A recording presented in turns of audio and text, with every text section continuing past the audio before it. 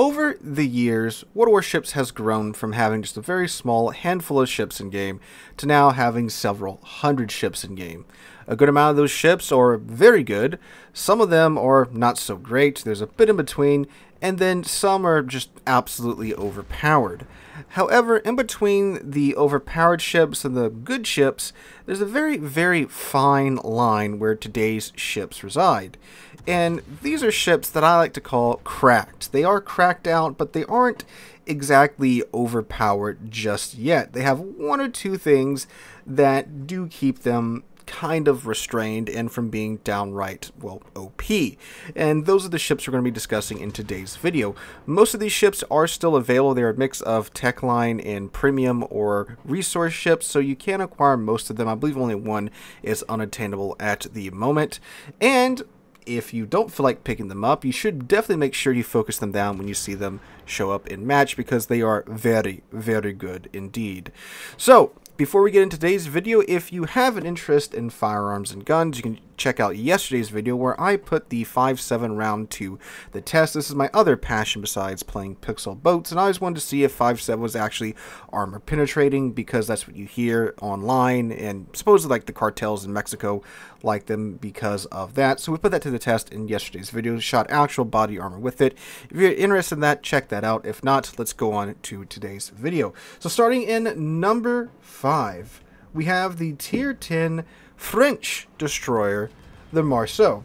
Man, the Marceau is, it's very simple to judge how powerful the Marceau is, because every single time just about there is clan battles or a tournament occurring at tier 10, the Marceau and her very close cousin, the Kleber, are pretty much instantly banned or restricted right away because they are so dang good, especially in small format competitive settings.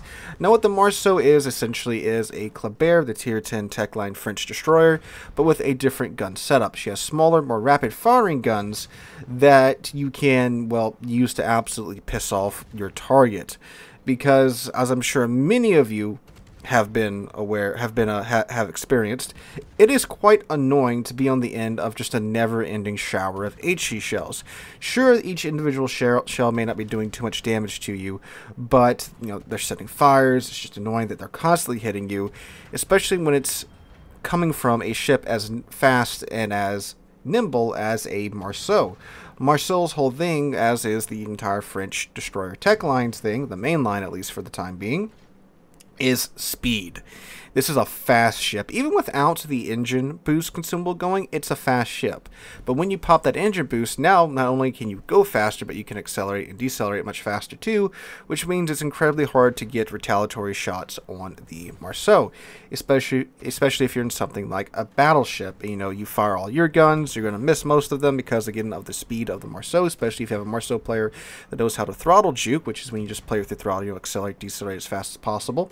Now you got to wait 30 seconds to fire again, but the Marceau is just constantly raining down HE shells upon you, setting fires and slowly whittling away your health, so it's incredibly annoying for that aspect there. It's a good off-flank harasser and or kiter, but it's also a really darn good destroyer killer as well, because yes, you have all these rapid-firing guns, which means, of course, dealing with other DDs is quite easy, and again, you have the maneuverability and speed and the range of your main battery guns to engage these ships from a little bit further away. Not quite as far away as the Kleber, because with the larger shells you get the nicer shell ballistics and such. The Marceau shells are still fairly floaty, but you can still engage them from a fair amount of distance away, especially if you have good aim with these guns. And on top of that too, you get the French destroyer damage saturation. If you guys don't know, the French destroyers basically take about half the amount of damage as they should, thanks to their improved saturation gimmick, where basically the components of the ship, they get damage saturated faster, which means, you know, you remove the HP from those sections of the ship faster, thereby getting them to their saturated state quicker, and now you're doing basically minimal damage to the ship, so it makes them very survivable and quite tough. The downside of the Marceau is that she's not exactly maneuverable. She's not a ship that you can, you know, slam A and D back and forth and dodge shells like that. So when you are forced to maneuver, that is kind of what does get you killed. And she can't really fight from close range, because when you do get close in like knife fighting range, or like in like a cap or something, which you really shouldn't be going to in a Marceau anyway, you can get murdered quite quickly because despite the French damage saturation, the ship is still physically quite large, so it gets easier to get shells on target the closer you are to the enemy ships. Although again, with the proper playstyle and the proper skill, that is easily mitigated, and that's why she is on this list. She is a coal ship right now. You can pick her up for that.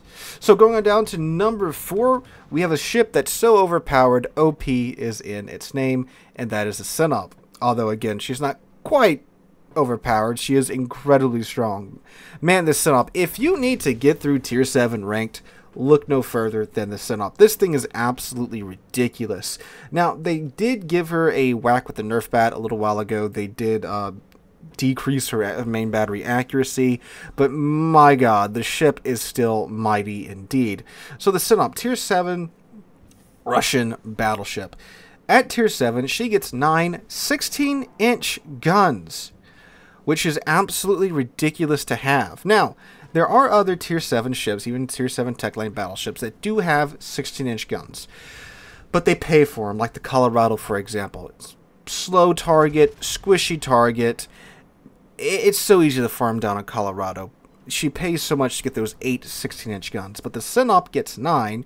She's still fairly quick, and she's also pretty darn tanky, especially if you know how to play Soviet large ships, which is you point your nose toward the enemy team, stay slightly angled, and tank for days. And sure enough, that's what you do here in the Sinop, and you still get 6 of your 16-inch guns. Combine that with the Soviet dispersion gimmick, where essentially the closer you are to the target, the more accurate your guns become. Well, yeah. And given the close nature of tier 7 gameplay, you're going to just be absolutely bullying other tier 7 ships. You don't care about other tier 7 battleships' bow armor because you have 16-inch guns. You just overmatch their bow armor and chunk them through their nose for 15,000 damage a salvo, which, when we're talking about tier 7 battleships, is not an insignificant portion of their HP, right? And you just did that through their nose. When they try to retaliate against you, well, you just bounce most of their shots because, again, if you stay angled, you got good enough armor to where you really don't care about their retaliatory shots. And again, the ship is still relatively fast and pretty maneuverable from my experience to get the job done at tier 7. So again, tier 7 ranked, take a Sinop, breeze through it, no problem. Now, the downsides are that she does have an incredibly weak Citadel. And if you can get to her side with any reasonably large guns, you can and will Citadel the ship quite hard, especially if you're in another battleship. So if you can do that, you're going to basically ruin the Sinop's day. And if you notice, turret number 3 is way in the back of the Sinop. She has terrible, terrible forward gun angles for that turret. So you can't really use turret 3 too much because, again, you do show your exposed Citadel to the enemy players. So you don't really want to do that. And that does, of course, remove a third of your firepower in a lot of cases. But again, with the 6 16-inch guns you do have on your bow, I mean, it really doesn't matter in a lot of cases. And she is a tier 6, which means she can and will get up tier to tier 9 a lot.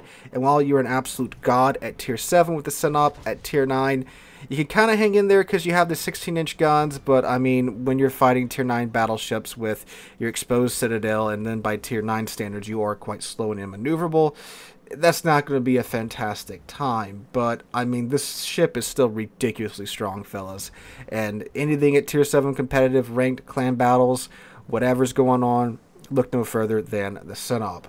And of course, if you have Kuznetsov, you can throw them on here and you get that free additional heal on top of everything else. Alright, going down to number 3, we have the tier 9 French battleship, the Jean Bart. The Jean Bart, man, a ship that's so good. This is the first ship on this list that has been removed from the game for normal sale.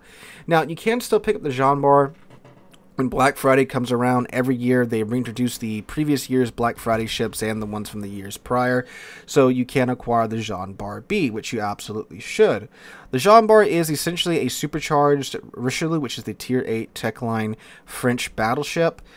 Basically, take everything about the Richelieu and improve it slightly. You get slightly better, well, not slightly better, vastly better gun accuracy from my experience. You get a slightly faster reload time. You also get a reload booster, which is great, and you get the engine boost as well. However, you do not get any improved armor or additional HP because it's, well, the same ship, right, essentially.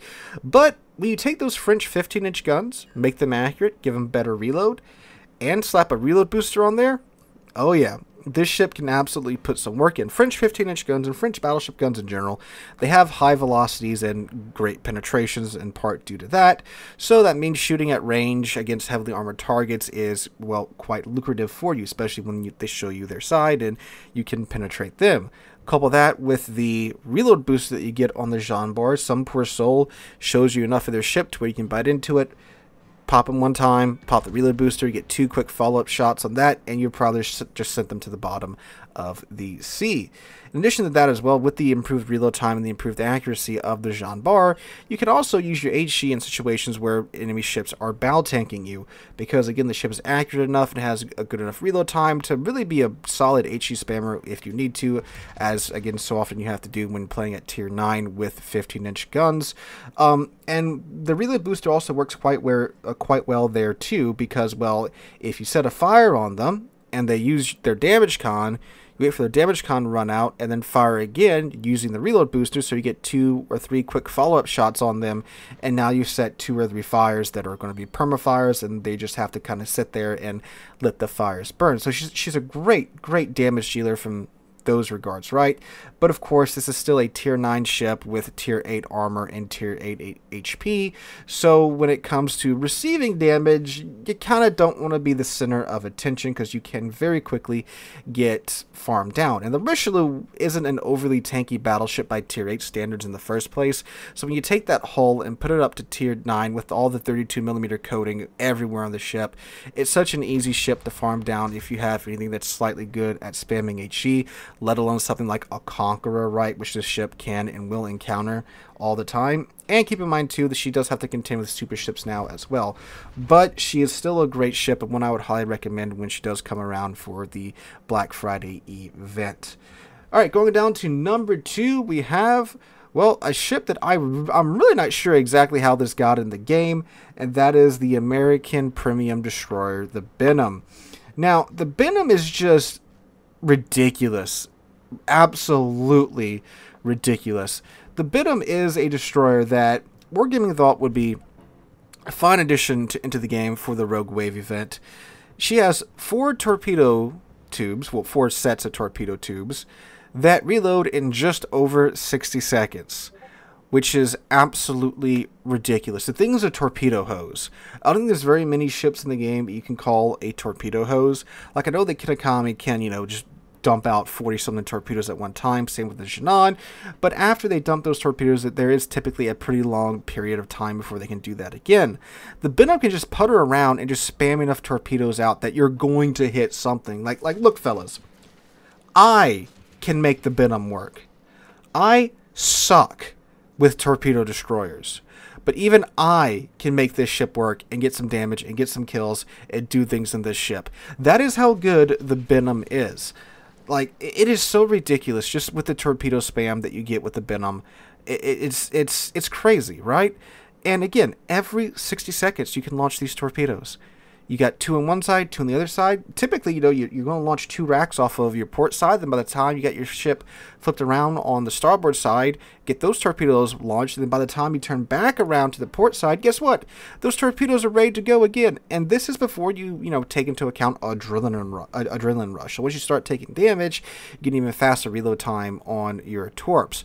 So it's just absolutely ludicrous to me that this ship made it in the game. And she's still in like an okay gunboat. Like the guns are good enough to deal with other destroyers that, maybe they rush your smoke or you run into them from point blank range. They're still quite usable, right? And they're perfectly fine to finish off other low health destroyers or cruisers that you might have to deal with, and maybe even getting a little farming action going on battleships. Once you do get a couple of floods on them, they damage con that. Use your guns to set fires on them now, and now they're going to burn. Downsides of the Benham is that, just like other American destroyers, she's not overly fast, and if she does get caught by a proper gunboat or a cruiser, she is fairly easy to deal with because of that. But again, good Benham players aren't going to get caught because, well, they know the radar ranges. They can kind of get a sense of where everybody's at because they are torpedo destroyers, so they know where the other torpedo destroyers are usually going to be. So again, in the right hands, a downright terrifying ship, borderline OP, but not there just yet. But now, our number 1 slot is, well, the only real, still competitively annoying and powerful submarine in the game, at least in my opinion, the U-4501. Man, you know, the submarine nerfs were pretty hard, despite what you might read elsewhere in the Warship sphere. But the U-4501 still has it. This and the Gato. The 4501 is just absolutely ridiculous. The ability to go essentially 40 knots underwater is kind of crazy and makes it an absolute pain to try and counter. Like, even with the Gato, at least, you know, when you get spotted, you only go so fast underwater.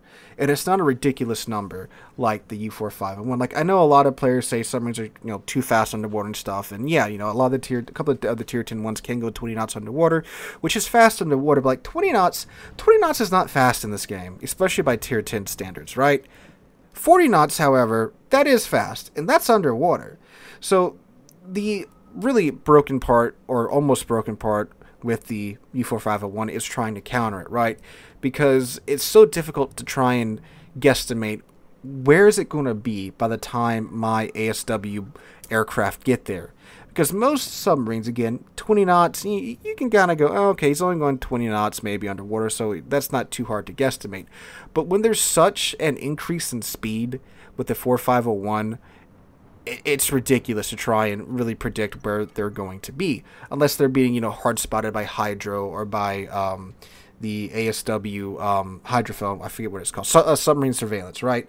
In those cases, like, yeah, okay, that's kind of a little bit more easier task to accomplish. But when you're in a situation like so many of us find ourselves in, when we're off alone by ourselves and the submarine is harassing us, you know, that is rough when it's just a normal sub, let alone a sub that can go 40 knots. Like the background footage you're watching right now, I run into this Chinese Alsace, I can't remember the proper name for it, and I'm just basically running circles around him because I can go underwater, zip over to his other flank, going 40 knots before he really knows where I'm at.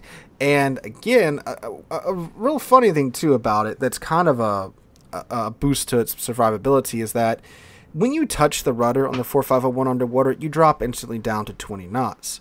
So it's like just the best brake in the world. Like, I don't even think the submarine, if you throw into reverse, slows down that fast, right?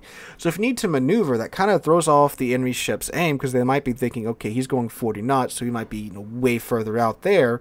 But really, you've turned, and now you're going 20 knots, and you're zipping under him now as you accelerate back up to 40 knots. So it's so funny how that, what is commonly seen as a detriment to the 4501, is actually kind of great for its survivability in a lot of cases. But yes, the ship is absolutely ridiculous. Now, what keeps it in check is that its torpedoes themselves don't really do too much damage. They are very low damage torpedoes, and she only gets the homing torpedoes. She does not get the unguided torpedoes that pack, you know, more of a punch, like with the Gato or the Balau or the 2501, right?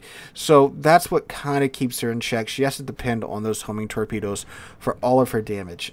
So if she had like the unguided torpedoes or guided torpedoes that had a higher alpha rating, then oh yeah, absolutely, this ship would be downright broken in my mind. But that, combined with her very, very low HP pool, is what keeps her in check for the time being, at least. And yes, it does have a heal, if you see there on the toolbar down below. We have to be at the surface to use it, and the second you dive, it stops where it's at, and now you've wasted an instance of your heal.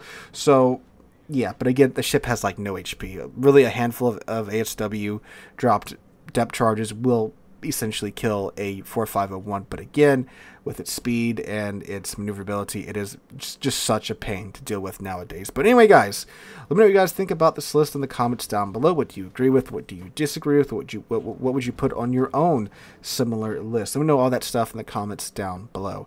Hope you guys have a wonderful Monday, a wonderful rest of your week. Hope to catch you guys in the next one.